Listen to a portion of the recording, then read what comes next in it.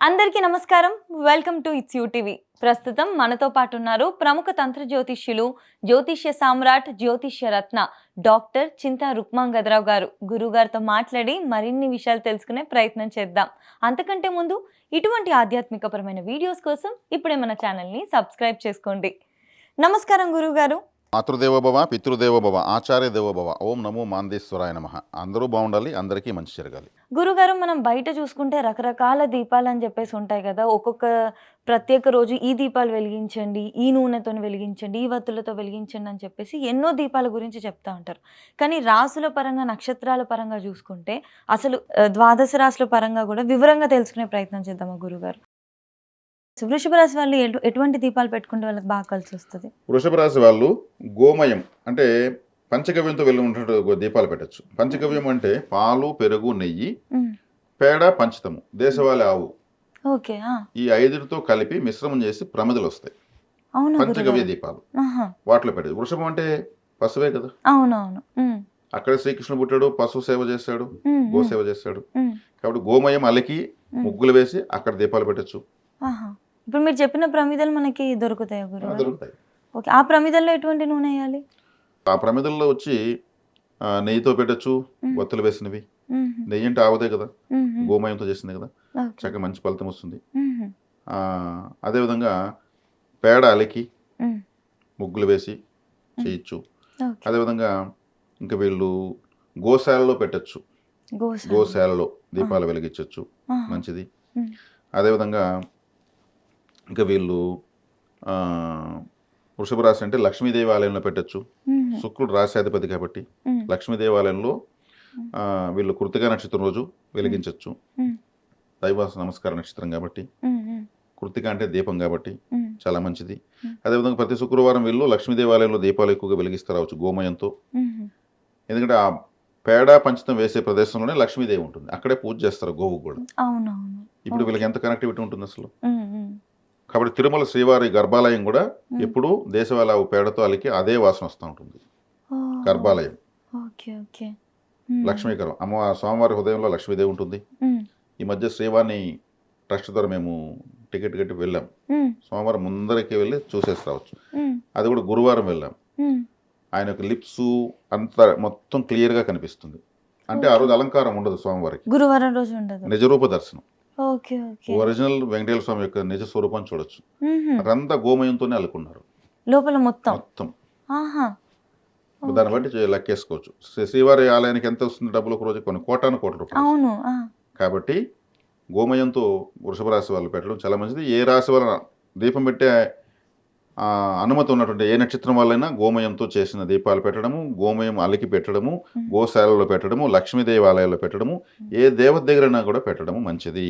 గోవులో ముక్కోటి దేవతలు ఉంటారు కాబట్టి ఏ దేవత దగ్గరైనా పెట్టచ్చు. గురుగారు, ఈ వృషభ రాశిలో ఏ నక్షత్రాలు ఉంటాయి? ఇందులో వీళ్ళకి పెట్టకూడని నక్షత్రం ఉందా? పెట్టకూడని నక్షత్రం లేదు, వృషభ రాశిలో. వృషభ రాశిలో లేదు. ఆహా!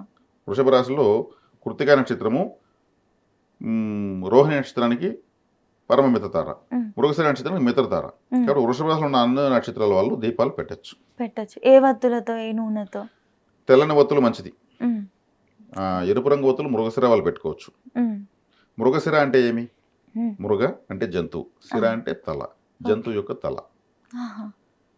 కాబట్టి వీళ్ళు మృగశిర నక్షత్రం వాళ్ళు ఇక్కడ వచ్చి ఇక్కడ ఎద్దు వస్తుంది. హ్మ్. హ్మ్. వృషభం అంటే ఎద్దు. అవును. కాబట్టి గోశాలలో పెట్టచ్చు. ఓకే. ఓకే. విఘ్నేశ్వరుడి దగ్గర పెట్టచ్చు, ఆయన జంతువు తలే కదా ఉంది. హ్మ్. హ్మ్. హ్మ్. నరసింహస్వామి ఆలయంలో పెట్టచ్చు, ఓహ్! వారాహిమాత దగ్గర పెట్టచ్చు, హ్మ్. ఆంజనేయ స్వామి దగ్గర పెట్టచ్చు, హ్మ్. హయగ్రీవుడి దగ్గర పెట్టచ్చు, ఓకే. ఓకే. అశ్విని దేవతల దగ్గర పెట్టచ్చు. హ్మ్. వీళ్ళంతా జంతువు యొక్క తలతో ఉన్నట్టు మృగశిర హుహు. నక్షత్రం అని తెలియజేస్తుంది. కాబట్టి వీళ్ళు పెట్టకూడని దీపాలేమైనా ఉంటాయా గురుగారు? నల్లని ఒత్తులు వేసినవి పెద్దగా ఎవరు పెట్టరు. హ్మ్. నల్లని ఒత్తులు వేసినవి ఎక్కువగా శ్మశానాల్లో హుహు. తీవ్రమైనటువంటి తాంత్రిక సాధనలో పెడతారు. హ్మ్. హ్మ్. కాళికాదేవి దగ్గర పెడతారు, ఓకే. కాలభైరవుడి దగ్గర పెడతారు. హ్మ్. సౌమ్య దేవతల దగ్గర నలుపు ఒత్తులతో పెట్టరు. హ్మ్. అటువంటి అవసరం వచ్చినప్పుడు పెట్టుకోవచ్చు. ఓకే. అప్పుడు నువ్వుల నూనెతోనే పెట్టాలి, హుహు. గుమ్మడికాయల్లో పెట్టాలి, లేదా కొబ్బరికాయల్లో పెట్టాలి. హ్మ్. ఇట్లా ఈ విధంగా ఉంటుంది. దీపం జ్యోతి పరబ్రహ్మం అన్నారు. అంటే పరబ్రహ్మము అంటే ఏమంటే ఈ సృష్టికి మూలము, ఈ సృష్టికి కారణము అనేటువంటి శక్తి అని అర్థం. దేవతలు జ్యోతి స్వరూపులు. అదేవిధంగా దీపము అనేది పలు రకాలుగా పెడతారు, ఎన్నో ఉన్నాయి. ఒక మనిషి చనిపోతే కూడా వెంటనే తలకాడ దీపం పెడతారు. దానికి అంటే ఇతను జ్యోతి రూపంలో మారిపోయాడని అర్థం. దీపం రూపంలో ఇతను ఆత్మ ఉందని, శారీరకంగా ఇతను ఇప్పుడు లేడు, జ్యోతి రూపంలో ఉన్నాడని దీపం పెడతారు. అందుకే తలకాడ దీపం పెట్టడం అంటే వాళ్ళు పరమపదించారని అర్థం. శరీరాన్ని విడిచి ఆత్మరూపము జ్యోతి రూపంలోకి వచ్చారని అర్థం. అదేవిధంగా ఈ దీపము ఏ ఇంటి వెలగదో ఆ ఇంట్లోకి అసుర శక్తి ప్రవేశిస్తుంది. అందుకే తెల్లవారు సాయంత్రం దీపాలు పెడతారు. అసుర శక్తి అంటే సాయంత్రం అసుర సంధ్య వేళ అంటారు. అసురులు అంటే రాక్షసులు. రాక్షసులు అంటే అంటే వ్యతిరేక శక్తి ఇంట్లోకి వస్తున్న అర్థం. ఏ ఇంటి దీపం వెలకపోతే ఆ ఇంట్లో మనం వెళ్ళిపోదామని రాక్షసులు డిసైడ్ అయ్యి ఇల్లు వెతుకుతారండి ప్రతిరోజు. ఎక్కడ దీపం వెళ్తే ఆ ఇంట్లోకి వెళ్తారని. అప్పుడు లక్ష్మీదేవి లేదని అర్థం. అక్కడ దీపం పెడితే దైవశక్తి ఉందని అర్థం. అంటే ఏదైనా ఒక సినిమా ప్రారంభోత్సవమైనా లేదు ఇంకేదైనా పెద్ద మీటింగ్ అయినా జ్యోతి ప్రజ్వలన కార్యక్రమం ప్రత్యేకంగా చేస్తారు. పెద్దవాళ్ళని తలా ఒక క్యాండిల్ ఎత్తి వెలిగిస్తారు. జ్యోతి ప్రజ్వలన కార్యక్రమం తర్వాతనే అన్నీ ప్రారంభమవుతాయి. అంటే అంత ప్రాధాన్యత మన హైందవ భారతదేశంలో దీపానికి అంత ప్రాధాన్యత ఉంది, అంత మహత్యం కూడా ఉంది. ఇక్కడ మనకు అన్య మతస్థులు కూడా దీపాలు పెడతారు. క్రిస్టియన్స్ క్యాండిల్స్ వెలిగిస్తారు, జ్యోతులే. అదేవిధంగా దీపం నిశ్చలంగా వెలగాలి. ఎక్కువగా ఏ ఇంటి దీపం కదులుతూ ఉంటుందో అక్కడ వాళ్ళకి కష్టాలని అని అర్థం. దీపం నిశ్చలంగా ఇలా వెలగాలి. దీపము ఎరుపుగా, పసుపుగా, బ్లూ కలరు, 3 రంగులు కలిసి ఉండడము, రకరకాల వర్ణాలు కనిపిస్తాయి. దాని చివరిలో చూస్తే నీలవర్ణంతో ఒక ఆరా ఉంటుంది. అదే దీపము చురచుర మండుతూ ఉంటే కూడా ఆ ఇంట్లో సమస్యలు ఉన్నట్లు లెక్క. పట్ట ఉంటాని మన క్రాకర్స్ లాగా సౌండ్ వస్తుంది కొన్ని ఇళ్ళలో. అది ఆయిల్ ప్యూర్ది లేకపోతే అట్లా అవుతుంది అన్నట్టు కాకుండా ఇంట్లో సమస్యలకి సంకేతంగా కూడా భావించవచ్చు. ఆ ఇంట్లో సమస్యలు ఉన్నప్పుడే అటువంటి ఆయిల్ వాళ్ళకి దొరుకుతుంది. దొరకడమే అందుకు దొరుకుతుంది. అలా ఇటువంటివి ఎన్నో శకునాలు ఉన్నాయి. దీపాలు మధ్యలో ఆరిపోవడము, ఆయిల్ ఉన్నా కానీ మధ్యలో ఆరిపోయింటాయి, ఆడుతూ ఉంటాయి, శబ్దం చేస్తుంటాయి, బుర్రను కూడా సౌండ్ చేస్తుంటాయి. అంటే అక్కడ ఆ శబ్దం చేయడానికి ఇతరత్ర ఏదో వ్యతిరేక శక్తి అక్కడ డిస్టర్బ్ చేస్తూ ఉంది అర్థం. ఇవన్నీ శకునాలు. అదేవిధంగా దీపాలను పలు రకాల నూనెలతో పెడతారు. కొబ్బరి నూనె, నువ్వుల నూనె, నెయ్యి, అష్టములుగా తైలము, ఇంకా ఎత్తుకుంటే ఆముదము, ఎన్నో రకాల నూనెలతో పెడతా ఉంటారు. ఈ ఎవరు దేంతో పెట్టాలంటే నేతితో పెట్టిన దీపము అందరూ శ్రేష్టంగా పెట్టుకోవచ్చు. నువ్వుల నూనెతో పెడితే మంచిదే, అది శ్రేయస్సుకు సంబంధించింది. ఆముదము తీసుకుంటే ఇప్పుడు ఆముదము గింజలు ఉంటాయి కదా, ఆ గింజలు మొదట్లో ఎలా ఉంటుంది, ఆంజనేయ స్వామి ఫేస్ ఎలా ఉంటుంది అలా ఉంటుంది. అది దాన్ని అలా భావించి పవిత్రం కూడా పెడతారు. కొబ్బరి నూనెతో పెడతారు. కొబ్బరి నూనె అంటే అది విఘ్నేశ్వరుడు సంబంధించిందని, ఆ నూనెతో పెడితే విఘ్నాలు తొలతాయని. కానీ ఏదైనా కూడా ఒక పవిత్రమైన శక్తి ఆ దీపం నుంచి ఇల్లంతా ప్రసరిస్తుంది. ఈ దీపాలు కానగ నూనెతో పెడతారు, విప్ప నూనెతో పెడతారు, రకరకాల తైలాలతో పెడతారు. ఇలా మనకు చెప్పినవే కాకుండా ఇంకా ఎన్నో రకాల తైలాలు ఉన్నాయి. ఈ దీపాలను ఒక ఒత్తితో 2 దీపాలు పెట్టచ్చు, ఒక దీపంలో 5 ఒత్తులతో పెట్టచ్చు, ఓంకారంగా ముగ్గు వేసి ఆ ఓంకారంలో చిన్న చిన్న ప్రమిదలు పెట్టి పెట్టచ్చు, స్వస్తిక్ వేసి స్వస్తిక్ ఆకారంలో చిన్న చిన్న ప్రమిదలు పెట్టి పెట్టచ్చు, శివలింగాకారం పెట్టి పెట్టచ్చు. మరి ముఖ్యంగా కార్తీక మాసంలో అది దీపాల మాసంగా చెప్తారు. ఆ నెల మొత్తం దీపాలు ఎక్కువ వెలిగిస్తుంటారు. దీపావళి అనేటువంటిది మనకు ఒక పెద్ద పండుగ ఉంది. అంటే ఆకాశం అంతా వెలుగులు దీపాలుగా మారుస్తూ వచ్చేటువంటి ఒక ఫెస్టివల్ అది. అది చాలా చాలా ప్రసిద్ధమైనది. ప్రపంచవ్యాప్తంగా కూడా దీపావళి చేస్తారు. ఈ మధ్యకాలంలో కొన్ని లైట్లు దీపాలలాగా తయారు చేసి పెట్టారు. అంటే నూనె పోయాల్సిన అవసరం లేదు, కరెంట్ స్విచ్ వేస్తే అది దీపంలాగా వెళుతూ ఉంటుంది, అందులో ఫలితం ఉండదు. ఆ దీపాలు ఆ లైట్లు కూడా ముందుకి వెనక్కి ఇట్లా డాన్స్ చేస్తుంటాయి. దీపం ఆడకూడదు అని చెప్పాను. ఈ ముందుకి వెనక్కి ఊగేటువంటి దీపాల్లో నిశ్చలత ఉండదు. నూనెతో వచ్చే పవిత్రత ఆ కరెంట్తో వచ్చేటువంటి దీపాల్లో ఉండదు. ఈ మధ్య చైనా నుంచి దిగుమతి సీరియల్ సెట్లు ఎన్నో వచ్చేసాయి. ముందుకు ఇలా వస్తాయి, అలా పరిగెత్తాయి, ఇట్లా పోతూ అట్లా పోతూ ఉంటాయి. అవునవును. అది లోకం తీరు మారింది కాబట్టి అటువంటివి ఆలోచనలతో చేసుకున్నారు. దాంట్లో తప్పు లేదు, మంచి లేదు, చెడు లేదు, అదొక అలంకరణ అంతే. కానీ దేవుడి దగ్గర పూజ రూమ్లో ఆలయాల్లో పెట్టేవన్నీ కూడా నూనెతో తగిలిన దీపాలు, నెయ్యితో పెట్టిన దీపాలు పెట్టచ్చు. అదేవిధంగా బియ్యం పోసి బియ్యం నిమ్మకాయలతో దీపాలు పెడతారు. అమ్మవారికి రాహుకాలంలో శుక్రవారం రోజు పెడతారు. కాలభైరవుడికి అమావాస్య రోజు గుమ్మడికాయ కట్ చేసి మధ్యలో ఆ గుజ్జు తీసేసి దాని నిండా నూనె కానీ నెయ్యి కానీ పోసి ఎర్రటి ఒత్తులు వేసి పెడతారు. కొబ్బరి చెప్పు ఖచ్చితంగా పగలగొట్టి అటు ఇటు పెట్టి అందులో నూనె పోసి లేదా నెయ్యి పోసి కొబ్బరి చెప్పులతో పెడతారు. పెద్ద వంకాయ తీసుకుని కట్ చేసి మధ్యలో గంటతో ఇలా తీసేసి అందులో నల్లని ఒత్తేసి దీపం పెట్టచ్చు. అవునా గురుగారు? వంకాయ అంటే బ్లూ బ్లాక్ మిక్సింగ్ ఉంటుంది. అవును. అది శనేశ్వరుడు సంబంధించింది. అది చాలా మందికి తెలియవచ్చు, తెలియకపోవచ్చు. తాంత్రిక పరిహారాలు చేస్తారు ఇటువంటి దీపాలు. అదేవిధంగా ఈ కొబ్బరి చిప్పల్లో కూడా ఒక దాంట్లో నలుపు ఒత్తి ఒక దాంట్లో ఎరుపు ఒత్తి వేసి కింద ఉప్పు పోసి పీఠాలు పెట్టి పెడతారు.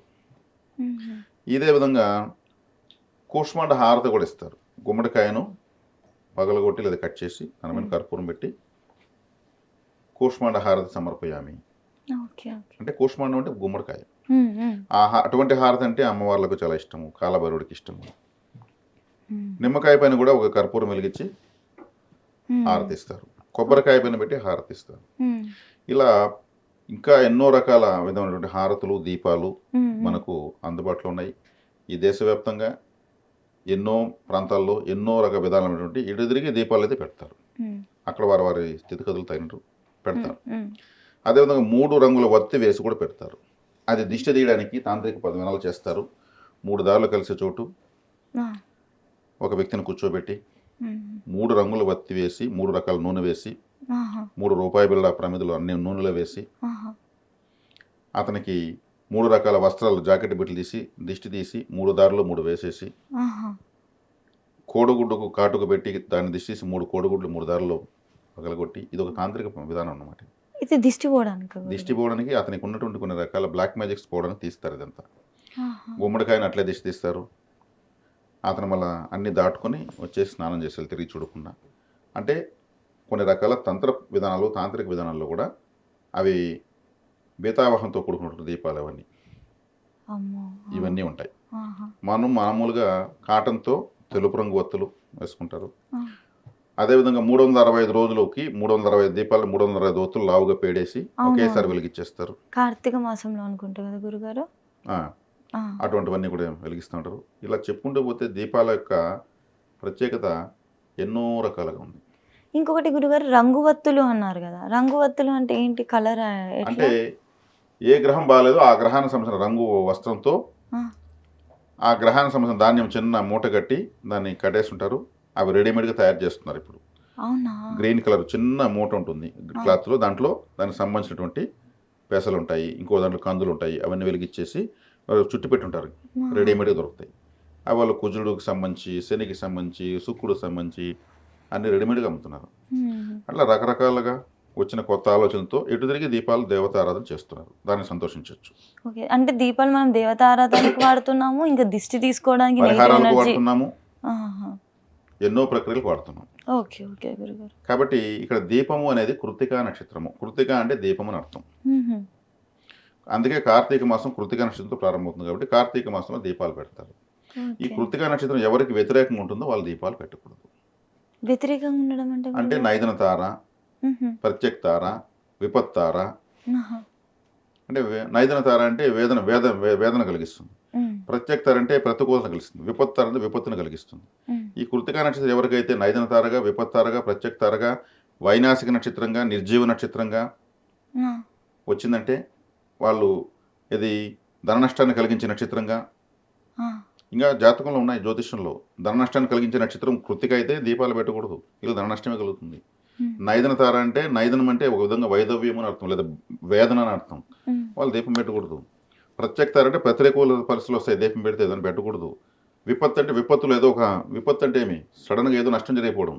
మరి ఎట్లా తెలుస్తాయి గురుగారు మనకు? జ్యోతిష్ శాస్త్రంలో తెలుస్తాయి. రాశుల పరంగా చెప్పలేము, నక్షత్రాల పరంగానే తెలుస్తుంది. ఆహా! ఇప్పుడు అశ్విని నక్షత్రం అనుకోండి, అశ్విని, భరణి, కృత్తిక మూడో తార విపత్తార అవుతుంది. ఇప్పుడు అశ్విని నక్షత్రంలో దీపం పెట్టకూడదు. పెట్టకూడదు. ఆ! విపత్తార కదా! జీవితంలో దేవుడి దగ్గర కూడా దీపం ముట్టించకూడదు. పెట్టకూడదు. అవునా? ఆ! విపత్తార ఇక్కడ ఆహా! నేను నా సొంత మాట కాదు ఇది. హ్మ్. విపత్తార వచ్చింది. విపత్తారని ఎట్లా వీళ్ళు యాక్టివేట్ చేస్తారు? అంటే విపత్తారకు ఆహా! వీళ్ళు యాక్టివేట్ చేస్తున్నారు. యాక్టివేట్ అవుతుంది. వీళ్ళెప్పుడు జీవితంలో దీపారాధన లాంటివి చేయకూడదు. చేయకూడదు. అదే కృత్తికా నక్షత్రం 18వ నక్షత్రంకి వచ్చిన వాళ్ళు పెట్టకూడదు. ఆహా! 18వ నక్షత్రం ధన నష్టాన్ని కలిగిస్తుంది. హుహు. అదే కృత్తిక నక్షత్రం 7వ నక్షత్రంకి వచ్చిన వాళ్ళు పెట్టకూడదు. 7వ నక్షత్రం వస్తే అసలు పెళ్ళే చేసుకోరు. అవునా? ఆ! నైదనం అదే వైధవ్యం అన్నది. నైదనం అంటే ఏమి? ఆహా! అప్పుడు పెళ్ళే చేసుకోరు. ఇబ్బంది అవుతుంది. నైదన తార అంటారు పురోహితులు, పండితులంతా కూడా. అదే ప్రత్యక్ష తారకు వస్తే కూడా వద్దు నాకు వ్యతిరేకంగా ఉంటుంది నా భార్య అనేసి లేదా భర్త అనేసి పెళ్లి చేసుకోరు. అలాంటప్పుడు అదే నక్షత్రం ఇలా వచ్చినప్పుడు దీపం ఎలా పెడతారు? పెట్టకూడదు. అట్లా ఎన్ని నక్షత్రాలు పెట్టకూడదని ఉంటది గురుగారు 27లో? అది మనం లెక్కేసుకోవాలి. 27 నక్షత్రాలుగా కృత్తికను క్యాలిక్యులేట్ చేసుకోవాలి. వైనాశకం అంటే 22వ నక్షత్రం. కృత్తిక 22కి వచ్చినప్పుడు దీపం పెట్టకూడదు. వైనాశకం అంటే వినాశం అని అర్థం. వైనాశకం అంటే 18వ నక్షత్రం వస్తే ధన నష్టం. అది పెడుతూ ఉండే కొద్దిగా ఏదో లాభాలు ఉంటే అది నష్టాలు వస్తూ ఉంటాయి. అంటే ఆల్మోస్ట్ సగం మంది దాకా పెట్టొద్దు అన్నట్టు. సగం మంది ఏమి రాదు. ఆ! ఇది ఇప్పుడు మనం చెప్పేసాం 18వ నక్షత్రంగా వచ్చిన వాళ్ళు చేసుకోకూడదు. ఆ! 22 వచ్చిన వాళ్ళు చేసుకోకూడదు. ఆ! నిర్జీవ నక్షత్రంగా వచ్చిన వాళ్ళు చేసుకోకూడదు. ఆ! అదేవిధంగా నైదన తార, ఆ! విపత్తార, ఆ! ప్రత్యక్ ఆ! తారగా వచ్చిన వాళ్ళు ఒక చేసుకోకూడదు. 6, 7 దాకా ఉన్నట్టున్నాయి. ఆ! అర్థమైందా? హ్మ్. అదేవిధంగా తులా లగ్నంలో రాశిలో పుట్టిన వాళ్ళు కూడా చేసుకోకూడదు. ఎందుకంటే తులా రాశికి లగ్నానికి రవిగ్రహము బాధకాధిపతి. ఈ కృత్తిక నక్షత్రానికి అధిపతి రవిగ్రహము. బాధకాధిపతికి సంబంధించిన నక్షత్రాన్ని వీళ్ళు యాక్టివేట్ చేయకూడదు. బాధ హ్మ్. పెట్టే గ్రహం కదా. ఇప్పుడు నా తులారాశి నాకు తెలియని రోజు నేను పెట్టిన రోజు నాకేం రిజల్ట్ కనిపించలేదు. హ్మ్. తర్వాత నాకు ఇదంతా పరిశీలన చేసుకున్నాక ఆపేసాను.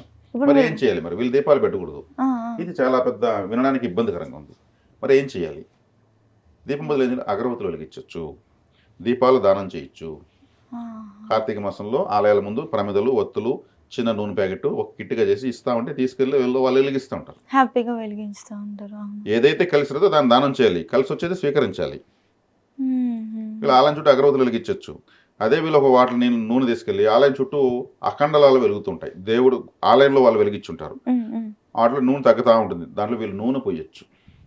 హ్మ్. వీళ్ళు వెలిగించకూడదు. వెలుగుతున్న దీపంలో నూనె పోయొచ్చు. అట్లనే వేరే వాళ్ళు పరిహారం కోసం దీపాల్లో పోయకూడదు. వాళ్ళు నెగటివిటీ పోవడానికి వాళ్ళు వెలిగించారు. ఆ నెగటివిటీ పోయే దీపంలో మనం పోయకూడదు. హ్మ్. హ్మ్. ఓకే. మనం ఆలయానికి సంబంధించినటువంటి హ్మ్. అఖండ దీపాల్లో పోయొచ్చు. ప్రమిదలు పెద్ద పెద్ద వాటిలో పోయొచ్చు. గర్భగుడిలో ఒక బాటల్ నూనె కానీ నెయ్యి కానీ ఏదైనా ఇవ్వచ్చు. హ్మ్. గర్భగుడిలో సోమవారం ముందు అటు ఇటు 2 వెలుగుతుంటాయి. అక్కడ తగ్గే కొద్దీ మా నూనె పోయండి.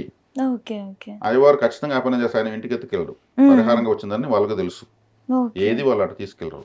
చక్కగా పోస్తారు. సరేనని చెప్తారు. ఇప్పుడు ఏమైంది? ఇప్పుడు దీపాలు వెలిగించిన అవకాశం వల్ల ఈ పని చేయొచ్చు. హ్మ్. హ్మ్. హ్మ్. వత్తులు దానం చేయొచ్చు. ఇవి వెలుగుతాయి కదా వీళ్ళు అవునవును. వెలిగించకపోయినా వెలిగేదానికి కారణమైనారు కదా. అవునవును. అదే పరిహారం క్రియ వాళ్ళు వెలిగించే వాళ్ళు ఇంకొకరు వెలిగించిన ప్రమిదలో వీళ్ళ దీపాన్ని వెలిగించి ఆడ పెట్టకూడదు. ఓకే. ఓకే. వాళ్ళది మనకప్పుడు అదవుతది. అది కనెక్ట్ అవుతుంది. ఆ ఎనర్జీని కనెక్ట్ చేసుకున్నాక. ఓకే. ఓకే. దీపంతోనే దిష్టి తీస్తారు. స్వామివారికి హారతి ఇస్తారు ఇప్పుడు. అవునవును. అంటే ఈ జ్యోతి అనేది దైవ శక్తిని రిసీవ్ చేసుకుంటుంది. హ్మ్. దాన్ని మనం ఇలా అద్దుకోవడం వల్ల మనకు దైవ శక్తి మనకు వస్తుంది. అది ఓకే. అందులో ఉన్నటువంటి అంతరార్థం. హ్మ్. కాబట్టి కృత్తికా నక్షత్రం అనుకూలత, ప్రతికూలత బట్టి ఎవరికి ప్రతికూలంగా ఉంటుందో వాళ్ళు ఈ విధమైనటువంటి విషయాలు చేయొచ్చు. హ్మ్. ఎవరికి అనుకూలంగా ఉంటుందో వాళ్ళు వెలిగించుకోవచ్చు.